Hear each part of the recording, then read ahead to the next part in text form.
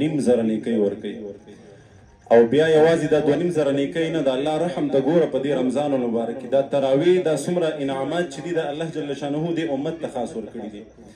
بیا په دغه تراویح کې په یوه سجده باندې الله جل شانه په جنت کې داسې یو محل دی انسان ته ورکوي چې د هغې به 15,000 دروازې وي او هره دروازه دا به د سرو زرو د سپینو زرو دروازې وي. نو تاسو سوچ کوئ 20 رکعات دي او د هر رکعت بدله کې 2.5 نیکۍ بیا دغسې محل نو دا 20 رکعات شو 40 سجدې تقریبا جوړیږي. نو دا چې 2.5 کې بیا ورته حساب ولګي تقریبا 15,000 نیکۍ دا الله جل شانه موږ او تاسو په یو په دې تراویح باندې راکوي. نو ډیر خلک په دې کې سستی کوي غفلت کوي تراویح ته نسی او ډیر خلک په کې ځان ته اسانه کې مختصری کې اتهی کې نو د دې نه ځان مه محرومه کوئ. دا سیزن دی ما تېر رمضان کې تاسو ویلو د هر چا خپل یو سیزن د هر کاروبار والا درزیانو د هر چا دا زمونږ او تاسو د مؤمنانو مسلمانانو سیزن دی. په دې کې موږ او تاسو پکار دي چې الله جل شانه راضي کو. دا د مغفرت عشره روانه ده او د رحمت عشره چې دا زمونږ نه تېره شوه او جبرائیل امین په یو موقع باندې خیره کړې وه چې تباه دي شي برباد دي شي هلاک دي شي هر هغه څوک چې په هغه باندې د رمضان مبارک میاشت راغله او د خپل ځان په الله جل شانه باندې ونه بخلو او په دې خیره باندې سرور کائنات محمد عربي صلی الله علیه وسلم امین ویلو.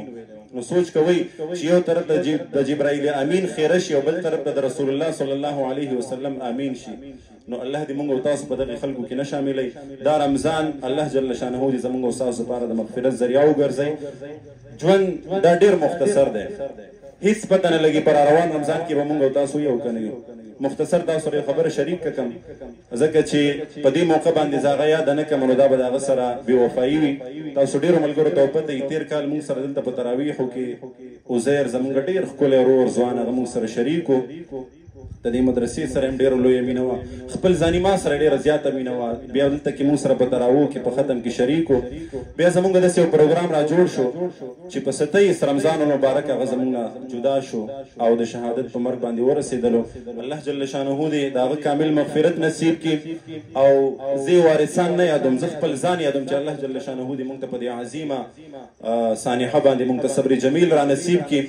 او زه مولوي صاحب محترم ته خواست کوم چې اخري اختتامي دعا کې هغه دپاره خصوصي دعا وکړي او زما هم د الله نه دا دعا ده دا څومره نیک اعمال چې په دې رمضان المبارک کې مونږ کړي الله جل شانه د دې په اجر کې مونږ سره عزیر برابر شریک کړي.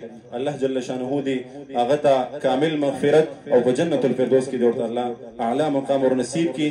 زه اوس زمونږ د دې مجلس مهمان خصوصي